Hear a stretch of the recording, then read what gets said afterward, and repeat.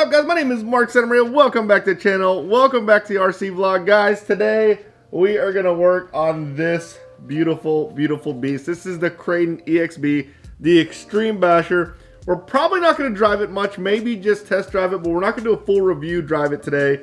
We're just gonna be putting it together. So what I'm gonna be putting in this car is this Spectrum ESC and motor combo. This is the 2050 kV ESC and motor combo. I'm pretty sure this is the one that comes in the stock Kraton, which is why I chose this one. Also, 2050 is actually the kV that I use in my race stuff, so I might be able to leverage it on maybe a budget build. But this is the brush system we're gonna put in it. Then we're gonna put in the Spectrum SR315. That's the receiver that binds with this.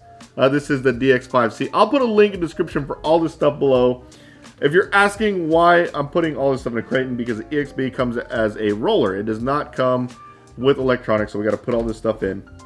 And then the servo I'm going to put in there, I had an extra one of these. This is my This is my backup short core servo. This is a ProTech 130T. These servos are freaking stout. I think at 6 volts or 288 ounces at 0.1 seconds. And then at 7.4, I think they're 355 ounces at 0.08 seconds. Definitely enough to steer this beautiful beast. And yeah, I went ahead and took the wheels and tires off. I think you saw me doing that in the intro. The reason why I do that is it's a lot easier to kind of maneuver on your pit desk whenever you're working on it. So if you find yourself like knocking stuff over and it's taking up too much room on your desk, take the wheels and tires off. Makes it a little bit easier. So one thing I did see a lot of comments on whenever I unboxed this thing was to shim the rear diff. It does come with shims, and I thought that was strange that it came with shims in the box, but that's probably why they put it in there, is because they had people like stripping the rear diffs out.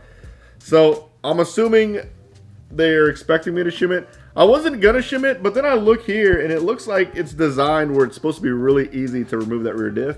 So I'm just gonna go ahead and shim it anyways. That way we don't have any problems with it. Also, I am gonna use the stock gear. This is I think this is a 13 tooth pinion. We'll start with that. But nonetheless, should be a pretty cool build. Oh, something else that I found that was really strange. The servo horn in here, it comes with a servo horn, a metal servo horn. It's a 25 tooth. The reason why that's strange to me is because Arma and Spectrum are usually paired up when it comes to electronics, and a Spectrum servo horn is a 23 tooth. But they're running a 25 tooth. 25 tooth is going to be like your ProTechs, your Futablas. A Traxxas 25 tooth also. Luckily, I'm running a ProTech servo, so I can leverage this servo horn, and yeah, should bolt right in. Everything should go in super easy. Hopefully it is. Usually it's not. It should, but usually something happens. Hopefully nothing happens. Let's just start building.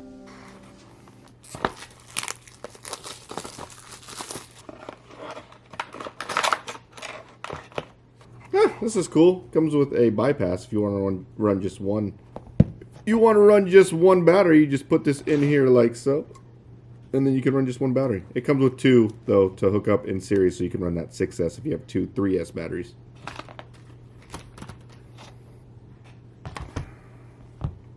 Center top brace thing where the body doesn't cave in, this thing right here, the center bracket is in the way. I think you can just remove this, and it comes off nice and easy. Oh yeah, it does, see? These pins come out. We can remove this center piece here. Oops. There we go. Center piece removed. Now we can get to it.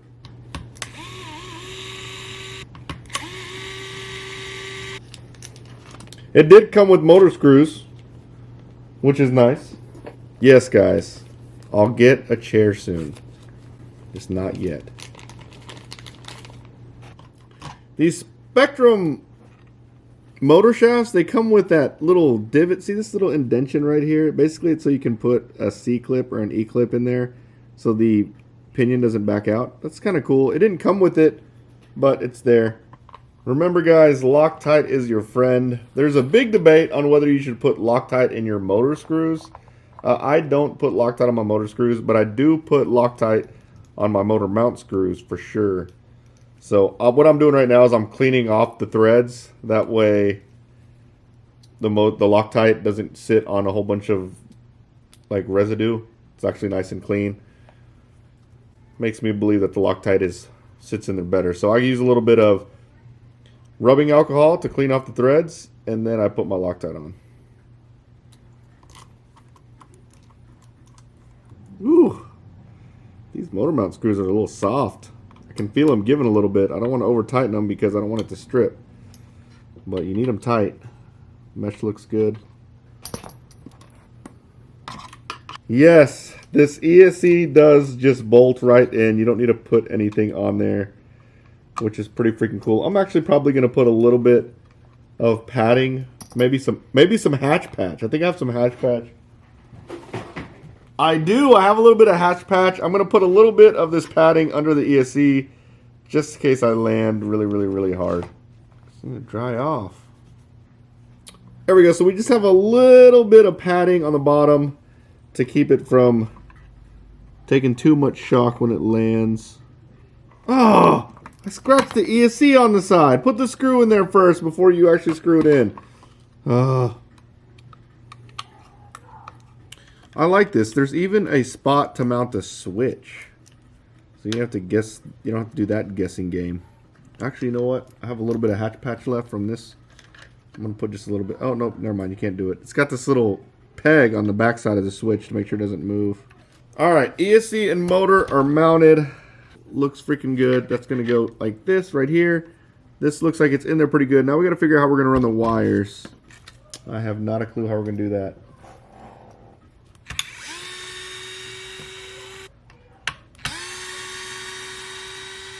Alright, so here's the motor and ESC mounted now. So what we have to do now is figure out how to run the wires. So oh, sorry, the focus is messed up. Anyways, you can run the wires over this bracket, which doesn't look good, or you can run it under the drive shaft. So I got to figure out a way to run it under the drive shaft.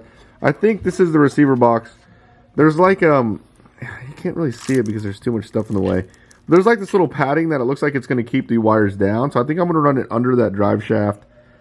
Should be fine. We'll find out. All right, I'm going to take the servo mount out.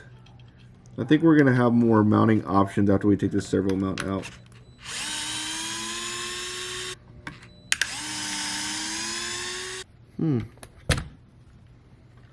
There we go. Now we can run this wire under here. It's not the easiest thing. Alright, mounting the servo. Looks like we got the receiver wire ran. The thing about the servo is you want to make sure that it's not sitting on the chassis. So I'm going to take, looks like it comes with these little shims on the servo mount for that very reason. We're just going to double check.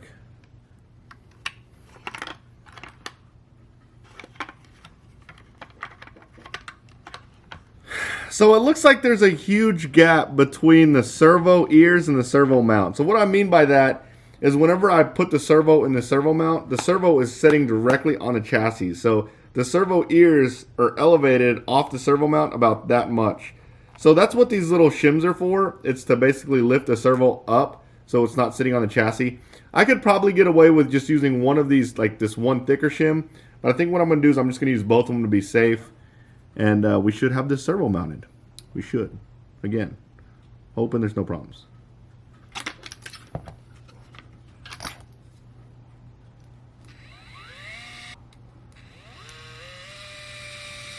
If you have a plastic servo case, this is a plastic servo case here, you can tell. Don't over tighten your servo because it will cause the ears on that servo case to break. And then you got to replace the servo case. Quick tech tip. I'm going to cross thread that one. You got all different types of my head in the camera.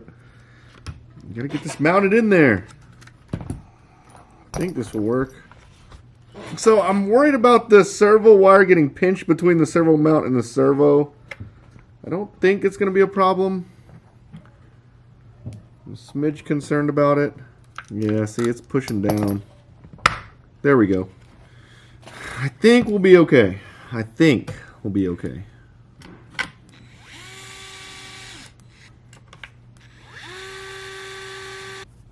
I mounted the servo the wrong way. I mounted the freaking servo the wrong way.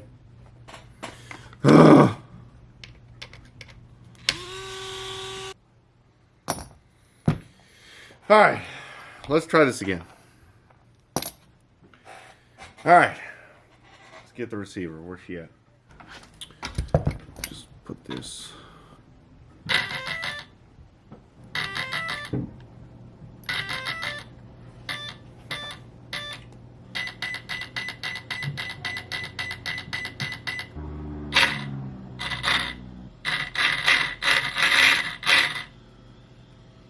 That sounds awful. Hurt my ears. It sounds like the mesh isn't right, but the mesh is right. Oh yeah.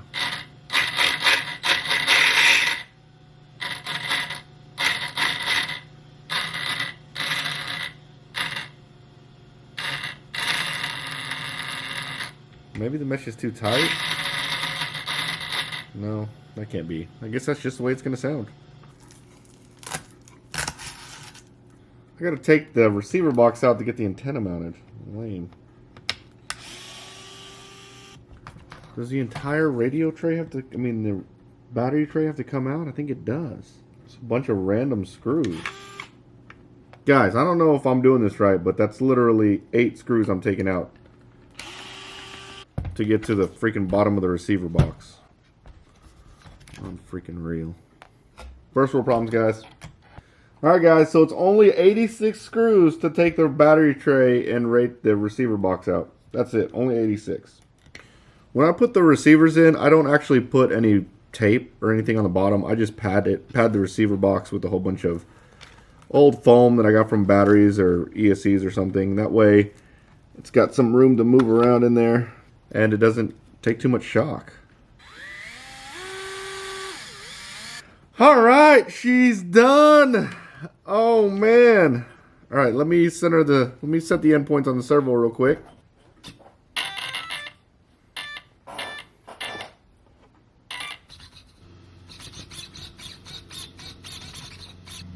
Did it the wrong way, I gotta reverse it.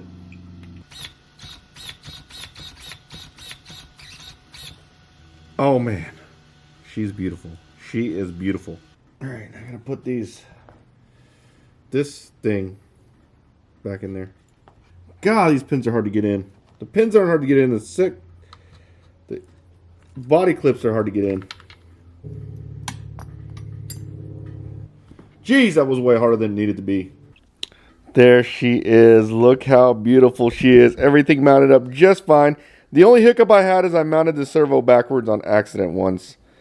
But we fixed it. Everything looks good. It is kind of loud, but that's a metal on metal gearing, I guess. The mesh, it looks perfectly fine. It is a little loud. We're just going to run it anyways. But let me go get some batteries. Oh, man, look at it. I got to put the wheels and tires back on. This piece was a pain in the butt. It's because this pin wouldn't go all the way in. You have to, I have to really shove it in there really hard to get it to go through. But either way, it's put together. It's ready to go. The Kraton EXB 6S. Oh, man. It looks so freaking good.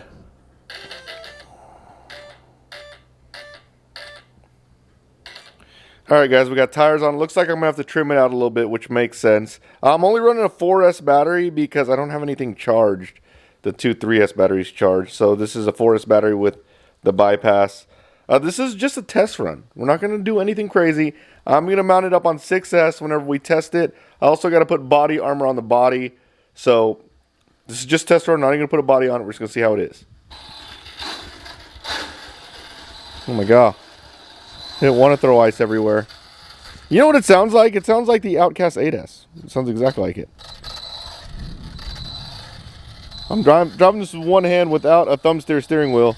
Let me get it trimmed out first before I just hammer on it. Oh, geez, I already hammered on it. All right, let me get it trimmed out first.